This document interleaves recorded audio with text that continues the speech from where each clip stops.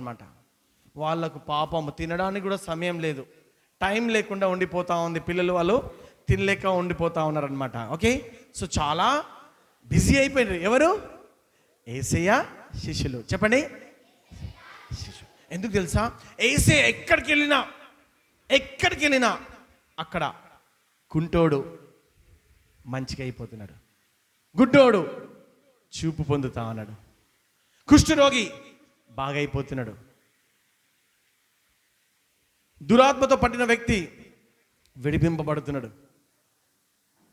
ఊచ చేయగల వాళ్ళు మంచిగా అయిపోతున్నారు. పిల్లలు, today I'm going to teach you something. ఏం తెలుసా? Jesus helps people. యేసయ్య మనుషులకు సహాయము చేసేవారు. దేవుడు ఈ లోకంలో ఉన్నన్ని రోజులు తను చేసిన పరిచర్య అంతట్లో కూడా ఎంతో మందికి సహాయం చేసిండు. అందరు మాట్లాడుకుంటే, నీకు ఏదైనా రోగం ఉందా?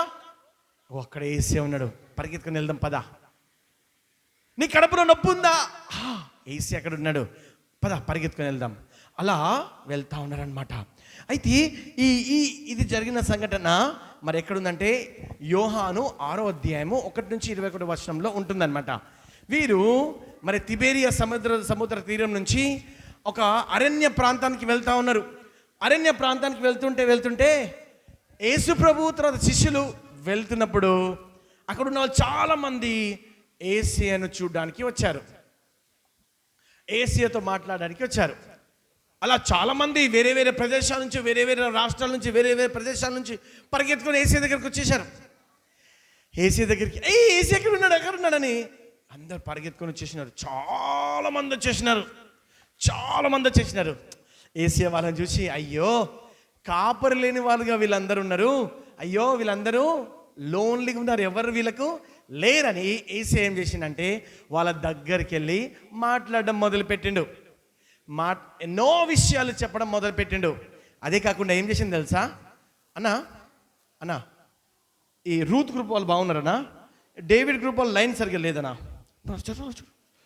లైన్ పోతుంది అన్న 10 పాయింట్స్ పెట్టానా, రూత్ గ్రూప్కి 10 పాయింట్స్ పెట్టి బాగున్నారు వీళ్ళు అన్న. ఎస్తేర్ గ్రూప్ కూడా 10 పాయింట్స్ పెట్టానా, వాళ్ళు కూడా బాగున్నారు. శామ్యుయల్ గ్రూప్ కొంచెం ఇటు జరగాలన్నా, శామ్యుయల్ గ్రూప్ కూడా 10 పాయింట్స్ పెట్టానా. డేవిడ్ గ్రూప్ తప్ప అందరికి 10 పాయింట్స్ పెట్టాను, డేవిడ్ గ్రూప్ వాళ్ళు సరిగ్గా లేరు. ఓకే వినండి. అయితే ఏమైందంటే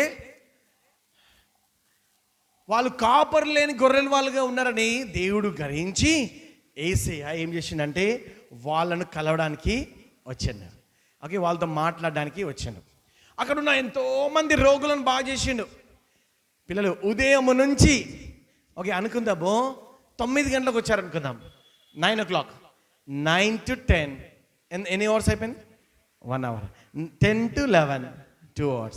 11 to 12 3 hours. 12 to 1 4 hours. 1 to 2 2 to 3 2 to 3 to 4 4 to 5 5 అయిపోయింది, 6 అయిపోయింది. అందరు వింటనే ఉన్నారు. అప్పుడు దేవుడు అన్నాడు, ఇదిగో శిష్యులు అందరూ వచ్చి అన్నారు, దేవునితో అన్నాడు, ఇదిగో యేసయ్య వీళ్ళందరూ ఉదయం నుంచి మన దగ్గర ఉన్నారు, సాయంకాలం అయిపోయింది, చీకటి పడిపోతుంది, ఇప్పుడు వీళ్ళకు తినడానికి ఏం లేదు, వీళ్ళందరికీ పంపించేసాయి, ఇంటికి పంపించేసాయి అంటే యేసయ్య అంటాడు, లేదు మీరే భోజనం పెట్టాలి వీళ్ళకు అని శిష్యులకు చెప్పిండు. మీరే ఏం చేయాలి? భోజనం పెట్టాలి అని అన్నప్పుడు శిష్యులు అంటారు, అయ్యా మా దగ్గర ఉన్న డబ్బులు అన్నీ పెట్టినా కూడా కొంచెం కూడా తినిపించలేము వీళ్ళకు, ఇంతమంది ఉన్నారు. మీకు తెలుసా ఎంతమంది ఉన్నారు? ఇట్లా పెట్టండి, 5 పెట్టండి, ఇట్లా పెట్టండి, రైట్ 5 పెట్టారు, 5 పెట్టారా, మళ్ళీ 5 పెట్టండి, మళ్ళీ 5 పెట్టండి, మళ్ళీ 5 పెట్టండి. ఎన్ని 5s అయిపోయినాయి? 20,000 పిల్లలు ఉన్నారు, మనుషులు ఉన్నారు. ఎంతమంది? 20,000. బైబిల్లో ఎంతమంది ఉన్నారని తెలుసా? 5,000 పురుషులు. ఎవరు? పురుగులు కాదురా, ఎవరు అది పురుగులు అంటున్నా, పురుషులు. ఎవరు? 5,000 పురుషులు. అంటే 5,000 పురుషులు అంటే 5,000 స్త్రీలు వస్తారు కదా, అవునా కదా? అంటే 10,000 అయిపోయింది. మళ్ళీ అనుకుందాం ఒక్కొక్కరికి 2 పిల్లలు ఉన్నారు అనుకుందాం, ఫర్ ఎగ్జాంపుల్ పిల్లలు ఉంటారు కదా, వాళ్ళు కూడా 5,000 గర్ల్స్, 5,000 బాయ్స్ అనుకుందాం ఫర్ ఎగ్జాంపుల్. ఎంతమంది అయిపోయింది? ఆల్మోస్ట్ 20,000 ఆల్మోస్ట్ ఉండొచ్చు 20,000 ఎగ్జాక్ట్లీ కాకపోవచ్చు, కానీ అటు ఇటు కదా, 15,000 20,000 లోపు ఉంటారు కదా, అవునా కదా. అంతమందికి భోజనం ఎక్కడ నుంచి తెస్తాం? శిష్యులు అన్నారు, అయ్యా ఏమయ్యా ఏం మాట్లాడుతున్నావు, అంతమందికి భోజనం ఎక్కడి నుంచి తెస్తాం మనము అంటే జీసస్ అన్నాడు, లేదు మీరే పెట్టాలి. అప్పుడు పోయి అందరూ వచ్చి అడిగినట, అమ్మా నీ దగ్గర భోజనం ఉందా? అమ్మా ఏమైనా తెచ్చినావా? అమ్మా నువ్వేమైనా తెచ్చినావా? అమ్మా ఓ అమ్మ నువ్వేమైనా తెచ్చినావా? నాన్న తేలే తెచ్చినావా? ఏం తెచ్చినావు? 5 ఇడ్లీలు తెచ్చినావా? Okay okay. సో ఏమైంది? అందరిని అడగడం మొదలుపెట్టిన, అమ్మా అయ్యా ఓ అయ్యా తెచ్చినావా? ఏమైనా ఉందా నీ దగ్గర? లేదా? ముక్కు ఉందా నీ దగ్గర? చూడు కదా. అడిగితే ఒక అబ్బాయి లేచి నిలబడి, నా దగ్గర ఉంది అని లేచి నిలబడిండి అంట. ఓకే లా ఇట్రా గిటప్ నువ్వు రా. ఈ అబ్బాయి వచ్చిండు పరిగెత్తుకొని వచ్చి, నా దగ్గర ఉంది అని చెప్పిండంట.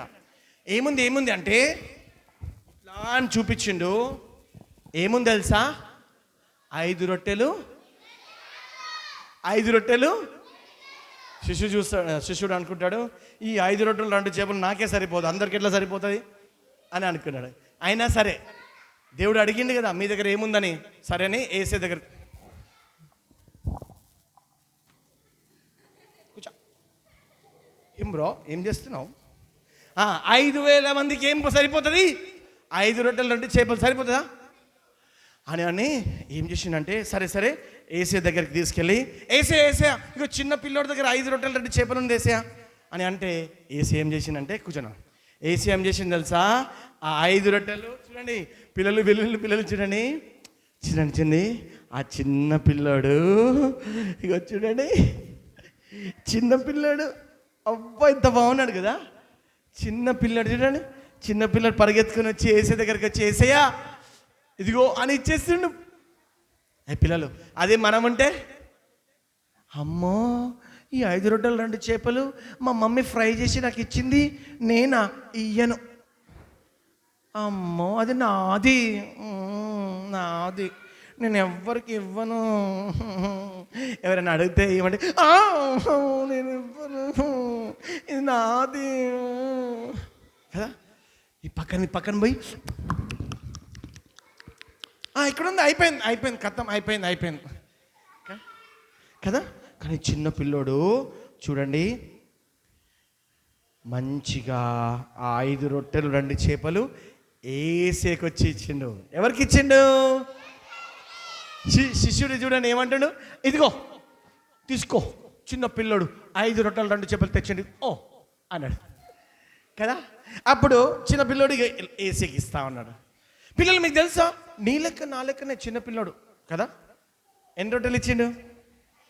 5 రొట్టెలు. నాకు ఒక డౌట్ అనిపించింది ఈ అబ్బాయి ఇచ్చేటప్పుడు, అబ్బా 3 రొట్టెలు 1 చేప ఇస్తే చాలు కదా, 2 రొట్టెలు 1 చేప నేను తినేస్తే మంచిగా ఉంటుంది కదా అనుకోలే. 5 రొట్టెలు 2 చేపలు ఇచ్చేసిండు. ఎవరికి ఇచ్చేసిండు? పిల్లలు మనము చర్చకుంటున్నప్పుడు మనం కూడా దేవునికి ఇవ్వాలి. ఏం చేయాలి?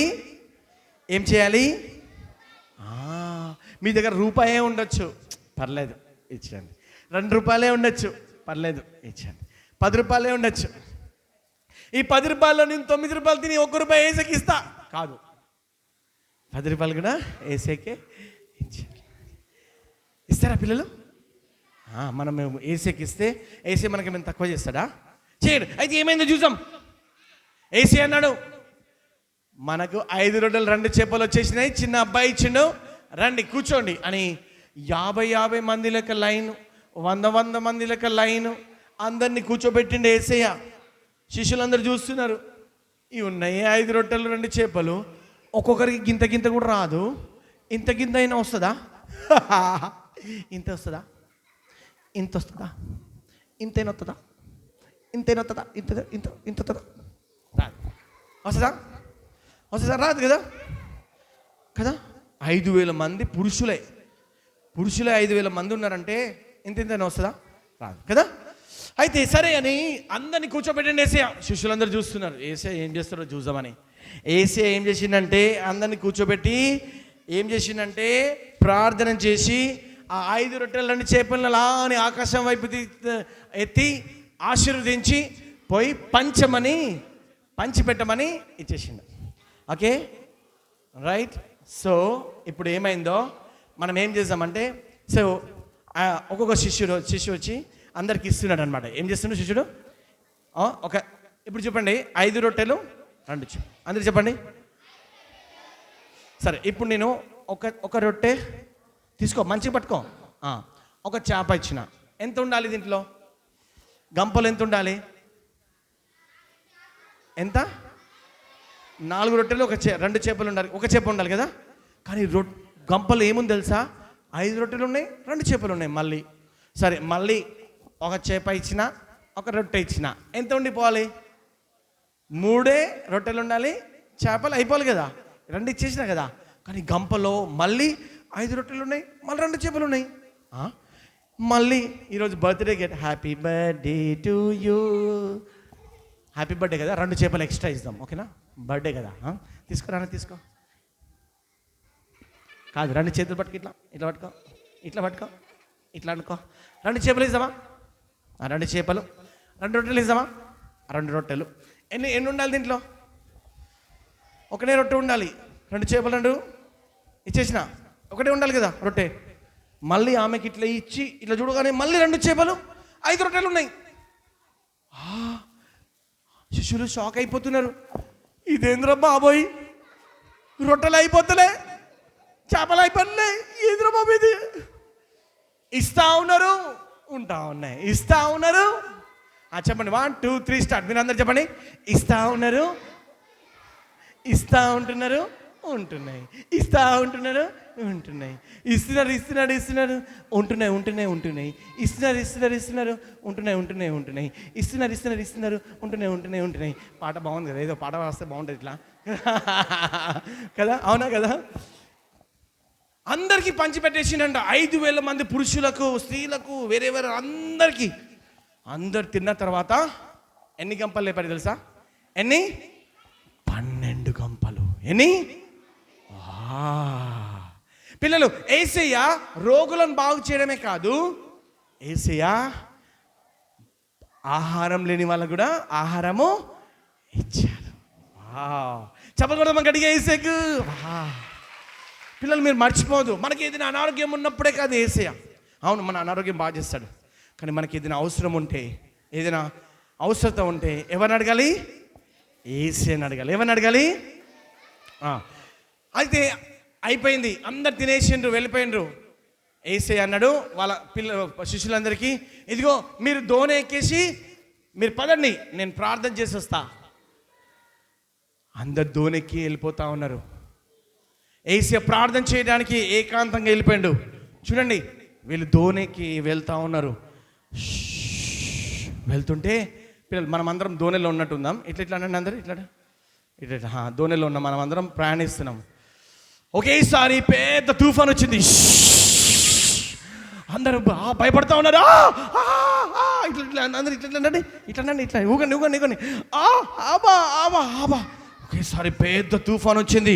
తుఫాన్ వస్తుండగా అలా తుఫాన్ వస్తుంటే ఉదయం 4 జామున, అంటే ఉదయం తెల్లవారున ఎవరో ఒకరు అలా వస్తున్నట్టుగా చాలా పెద్ద ప్రకాశవంతమైన వెలుగు వస్తుంది. భయపడ్డా అని భయపడతా ఉన్నారు శిష్యులందరూ. అందరు మీరు ఇట్లండి, అయ్యో. ఆ శబ్దంలో ఎవరో నడుచుకుంటూ వస్తున్నట్టుగా శిష్యులు గమనించారు. ఎవరు నడుచుకుంటూ వస్తున్నారు? ఎవరు? మీకు అందరికి తెలిసిపోయింది యేసయ్య అని, ఎందుకంటే మీరు ఇక్కడ పిక్చర్లో చూశారు కదా. కానీ శిష్యులందరూ దేంట్లో ఉన్నారు? దోణిలో ఉన్నారు. యేసయ్య దూరం నుంచి వస్తున్నాడు. ఇంకా యేసయ్య సరిగ్గా కనిపించట్లేదు. చాలా వెలుతురు వస్తూ ఉంది, చాలా పెద్ద వెలుగు వస్తుంటే అందరూ అనుకున్నారు, అయ్యో అయ్యో అని భయపడడం మొదలు పెట్టారు. అలా భయపడుతుంటే యేసయ్య దగ్గరికి వచ్చి ఏయ్ భయపడద్దు, నేనే. ఎవరు? నేనే అని యేసయ్య అన్నప్పుడు, యేసయ్య నువ్వా? పిల్లలు యేసయ్య ఎలా వస్తున్నాడు తెలుసా? ఎలా వస్తున్నాడు? నీళ్ళ మీద నడుచుకుంటూ వస్తున్నాడు. దేని మీద? దేని మీద? గట్టిగా చెప్పండి. మీరు నీళ్ళ మీద నడవగలరా? మీరు ఒకవేళ అనుకుందాము, నీళ్ళు నిండి ఉన్న ఒక ఏమంటారు, హౌస్ అంటారు, దాన్ని ఏమంటారు? హౌస్ నీళ్ళు అంటారా, లేకపోతే బావి, తొట్టి. తొట్టిలో మీరు ఎప్పుడైనా తొట్టిలో ఉన్న నీళ్ళు ఉంటాయి కదా, నీళ్ళ మీద ఎప్పుడైనా నడిచారా? మనం ఇట్లా కాలు పెట్టగానే ఏమైపోతాయి? లోపల వెళ్ళిపోతాయి. అవునా కదా? కాళ్ళు ఏమైపోతాయి? ఇలా వాటర్ మీద కాలు పెట్టగానే ఏమైపోతాయి? అని లోపల వెళ్ళిపోతాం కదా, అవునా కదా? కానీ యేసయ్య నీళ్ళ మీద నడిచిండు. యేసయ్య నీళ్ళ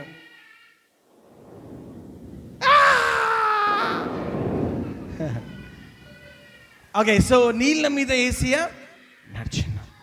అలా నడుచుకుంటూ వస్తుంటే పేతురు అన్నాడంట, అయ్యా యేసయ్య, నువ్వే నిజంగా దేవుడు, నువ్వు నడుస్తున్నావంటే నేను కూడా నడుస్తా. ఏం చేస్తా? నడుస్తా. పేతురు అన్నాడంట, నేను కూడా నీళ్ళ మీద నడుస్తా. అప్పుడు యేసయ్య అన్నాడంట, రా అన్నాడంట. రా అనగానే చూడండి, పేతురు మెల్లగా నడవడం మొదలుపెట్టిండు. నీళ్ళ మీద మంచిగా నడుస్తా ఉన్నాడు. కానీ ఎప్పుడైతే sound వినిపించిందో,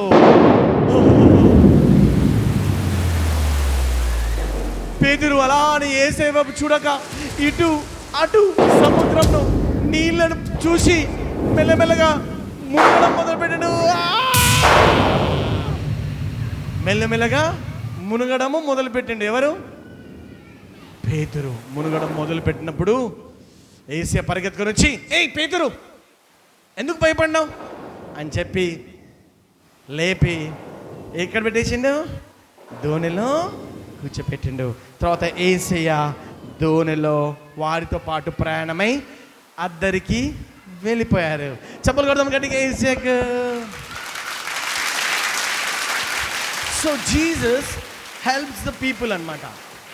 Jesus is with us. చెప్పండి.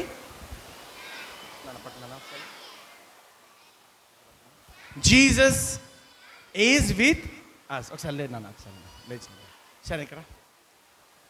So Jesus help people. Jesus help people. తర్వాత జీసస్ ఎలా ఏం చేసిండు? దేవుడు ఏమన్నాడు? భయపడద్దు అన్నాడు కదా. ఏమన్నాడు? ఏమైందన్నా? ఓమెన్ ఓమెన్ ఓమెన్ నాన్న మీ ఇద్దరు అన్నానా? నువ్వు రానా పరిగెత్తరండి. సో జీసస్ ఏమంటున్నాడంటే భయపడొద్దు అంటుండ్రు. రండి భయపడద్దు. ఓకే. సో జీసస్ తర్వాత మనం ఏం నేర్చుకున్నాం ఈరోజు? గివింగ్ కూడా. నువ్వు ఇక్కడ ఉండు. సో పిల్లలు వినండి, జీసస్ ఈజ్ విత్ అస్. యేసయ్య మనతో ఉన్నాడు. Jesus help the people. Jesus is with us. దేవుడు అంటున్నాడు, దేవునితో మనం ఉంటే మనం భయం ఉంటుందా? లేదు. ఓకే. తర్వాత చిన్న పిల్లడు అందరికి ఇచ్చినట్టుగా 5 రొట్టెలు 2 చేపలు ఇచ్చినట్టుగా మనం కూడా ఇవ్వడము నేర్చుకోవాలి. Okay. These are the things we have learn today. ఈరోజు ఈ 4 విషయాలు నేర్చుకున్నాం. ఫస్ట్ వన్ చెప్పండి, హెల్పింగ్ పీపుల్. చెప్పండి.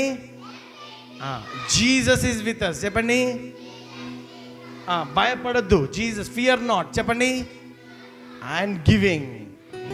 సో మీరు మర్చిపోతున్నానా, యేసయ్య ఎప్పుడు మనతో ఉన్నాడు. మనం ఎప్పుడు భయపడద్దు. తర్వాత మనం ఇతరులకు సహాయం చేసే వాళ్ళుగా ఉన్నాం. ఎలా? మనము ఇచ్చేవారుగా ఉండాలి. నా ఇక్కడ రైట్. నువ్వు ఇక్కడ ఉన్నావా? చూడండి నాన్న, నువ్వు ఇక్కడ ఉన్నా. చూడండి, యేసయ్య మనతో ఉంటే భయం లేదు. మనము మనుషులకు ఎలా సహాయం చేయాలి? ఇవ్వడం ద్వారా సహాయం చేయాలి. రెండు చేతుల పైకి ఎత్తండి ఇట్లా. ఫస్ట్ చెయ్యి చూపించండి. చెప్పండి. Jesus is with us, fear not. Jesus is with us, fear not. Second, రెండు చేయి పైకి ఎత్తండి. చెప్పండి. Okay. Helping people. By giving, helping people by giving. Okay, so ఈ 2 విషయాలు ఈరోజు మనం నేర్చుకున్నాం. ఫస్ట్ స్టోరీలో ఏం నేర్చుకున్నాం? ఇవ్వడం గురించి నేర్చుకున్నాం. రెండో స్టోరీలో ఏం నేర్చుకున్నాం అంటే ఏసియా సముద్రం మీద నడుచుకుంటూ వచ్చింది కదా, ఆ స్టోరీ ద్వారా ఏం నేర్చుకున్నాం? ఏసియా మనతో ఉన్నాడు, భయపడొద్దని నేర్చుకున్నాం. తర్వాత 5 రొట్టెలు 2 చేపలు స్టోరీ ద్వారా మనము ఇతరులకు సహాయం చేయాలని నేర్చుకున్నాం. ఓకేనా? రైట్, అందరం పోకరిద్దాం, కళ్ళు మూసుకుందాం, ప్రార్థన చేద్దాం. ఈరోజు దేవుడు మనతో 2 విషయాలు మాట్లాడాడు. మోకరించండి నాన్న, మోకరించండి, కళ్ళు మూసుకొని మోకరించండి. పిల్లలు, 2 things God teaches us today. ఈరోజు దేవుడు మనతో 2 విషయాలు నేర్పించాడు. మనము మనుషులకు, ఇతరులకు సహాయం చేయాలి. చిన్న బాలుడు 5 రొట్టెలు 2 చేపలు ఇచ్చి